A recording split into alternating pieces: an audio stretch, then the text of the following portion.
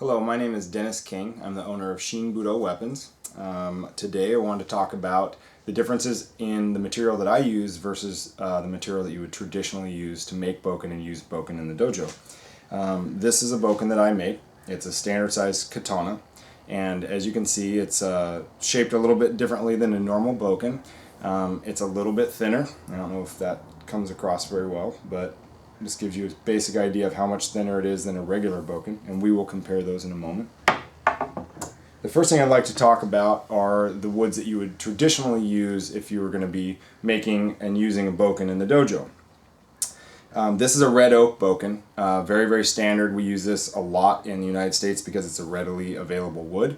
It is usually made very, very thick. And the reason for that is because when it takes impact, of course, if it's too thin, it could break, and it dents because it's an open cell structure wood. It's a very nice wood. It's flexible, it's strong, and it works very, very well. It's very, very standard for what we would use here. I mean, you could use it in, they have Japanese red oak as well. Another version, or another species, I should say, is the Japanese white oak. Now this is actually American white oak because I didn't want to source Japanese white oak. It has a closed cell structure. It takes impact pretty well, better than red oak, I would say. But still, it will dent, it will break, but it'll last a long time. It's a good wood to use for bokken. Traditionally, the Japanese would use this because this is the wood that they had most available on the island.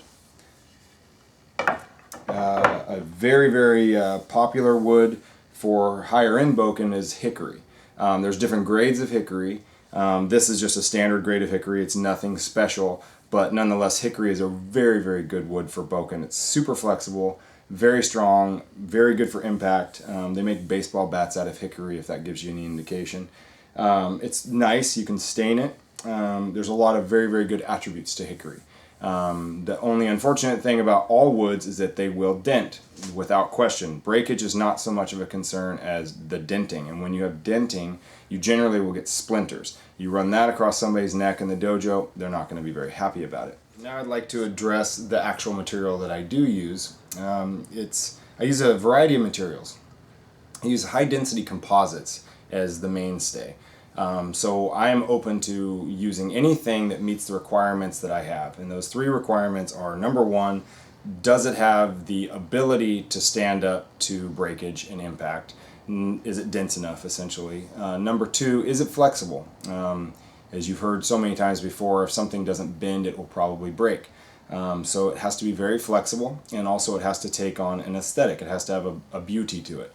And with that being said, woods are very, very beautiful. Each piece is unique. I've worked with woods for many, many years. I've worked with countless exotics, and the bottom line is I kind of got tired cutting trees down. And so these particular materials that I use meet those requirements, and I don't have to kill a tree. So those are pluses in my book. The woods that I mentioned before, the white oak, the hickory, the red oak, those are only 3 out of 77,000 species of wood. So you can make bokken out of a small range of woods. Probably around 20 or so woods are really suited to making bokken. And they all have their pluses and minuses. And I am in no way saying that wood is not good enough for bokken. They've been using it for thousands of years. There's no reason why you can't still use it. I've just chosen, in this particular age, we have access to materials that the Japanese did not have access to 1,000 years ago. And so with that being said, I like to utilize things that come along. And this particular product is one of many that I use, but it is a high density composite. It's very, very dense. It is very flexible, and it also takes a polish. To date, as long as people aren't banging these into things that are much harder, i.e. stone or metal, there's been no wood that has dented these so far. And that includes ebony, lignum vitae, white oak, hickory, none of them. The advantage of using a high density composite is that I'm able to make the blades considerably thinner. I'm able to put the edges a little bit crisper, so that way, because they can handle the impact, you can basically have a nice looking bokken that's not just a blob. This particular bokken is quite thin, as you can see, and to compare that with a white oak bokken, traditional bokken is considerably thicker. Basically, the blade profiles are close to the same. but as you can see, side by side, I'm able to go quite a bit thinner. I also make a traditional bokken, it's called a ku bokken, that would resemble this in thickness, same dimensions, same proportions. It's going to be a little bit heavier, and it is for people who are doing more intense training, more impact training, and maybe don't want to damage their training partner's weapon as bad because there is more of a blunt profile. We will now be going over to the bench to do a durability test.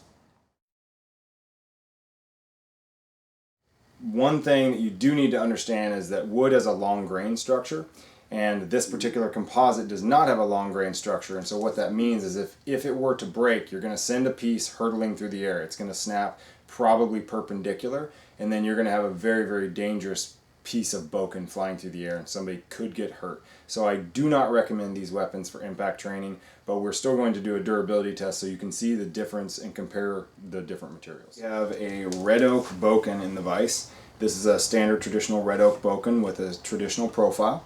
I'm going to be hitting it with the Fu style bokken, and it is a thinner profile bokken, not really designed for impact, but you can use it as such if necessary. We do make a Ku style bokken, which is much thicker like a traditional bokken, and it would be designed more for impact. The caveat that I have is if you want to go smash swords together, you probably should not use these weapons for that purpose. That's not how I designed them. I designed them to be used for training, not for just smashing things together. If you really want to hit bokken together, spend $20, buy a cold steel bokken. They designed it for that. It'll hold up phenomenally well, and you'll get your money's worth. I'm going to be hitting 3 different types of woods today. Today it'll be red oak, white oak, and hickory. And those will be the 3 that I'm going to be hitting together. So with that being said, I'm going to just go ahead and give it a few whacks here so you can see the differences.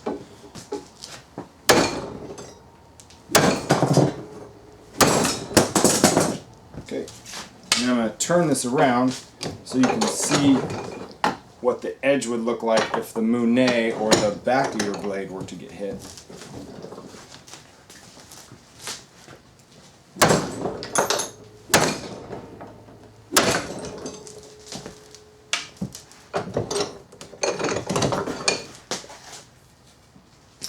Okay, so as you can see, this particular blade took a considerable amount of damage.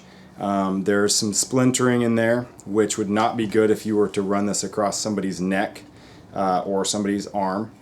To compare that, I've got a little bit of resin content from the wood on this, but there are no discernible marks or dents. And so you can literally rub that totally clean, so you can't see anything on there. Now we've got the white oak in the vise. Now the white oak compared to the red oak, white oak has a closed cell structure, traditionally better for impact. That's why the Japanese used it. It was a very, very good wood. And so I'm going to go ahead and take a few whacks of this and see what happens.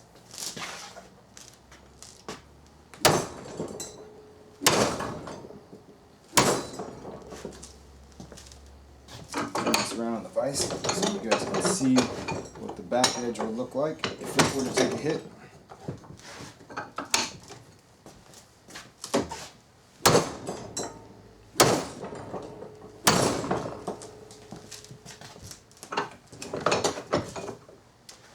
And once again, you can see the ridges there. These are jagged edged ridges.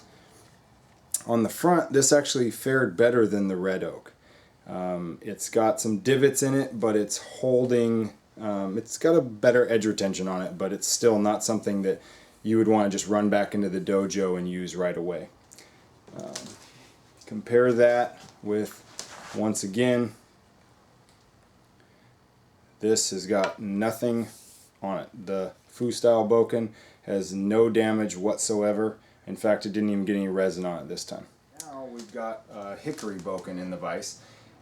Hickory is an incredibly dense, flexible, very, very strong wood. I love this wood for multiple reasons, but it is very impact resistant. If it were to ever get warpage, you can correct it. It's got a lot of good characteristics. So I'm going to go ahead and smash at this guy, which I'm kind of regretting, but it's okay.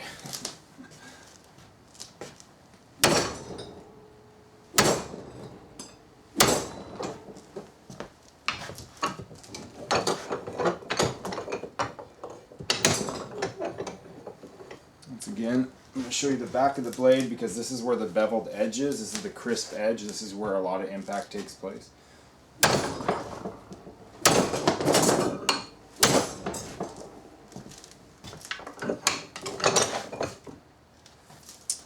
So, once again, as you can see, hickory held up very, very well. It didn't really give me much splintering. On the front, the hits are a little closer together, so they should be a little easier to see on camera. It took it well. Again, less splintering. I still would not want to run that against anybody's skin. But it fared better than the white oak and the red oak, in my opinion. Once again, hickory is a great weapons wood. And to compare that, there's really no resin in the hickory to count. And this edge looks the exact same as it did when I began. No marks, no scratches. So as you can see from the durability test, the Shinbudo Fu bokken held up very, very well. There are no dents, there are no scratches, there's no mars, nothing that would indicate that we just smashed it against something. The one caveat I will say is that we had the wooden bokken in the vise straight up and down, and I hit them perpendicular to the grain. That is basically the worst way you can hit a bokken, and if you're in the dojo and you want to smash your bokken together, that's probably the result you're going to get if you use this material against wood. This material against this material, again, I would not recommend it. I was hitting it fairly hard. If you're swinging this particular material or any material at somebody that fast, it's very dangerous. So please exercise a little caution and some restraint and be safe. I don't want anybody to get hurt. That being said, if you have any questions about what you saw and you would like to maybe field some different things about the material that haven't been answered on this particular video, you can email me. But thank you very much for your time. Thank you for watching. It's been my pleasure.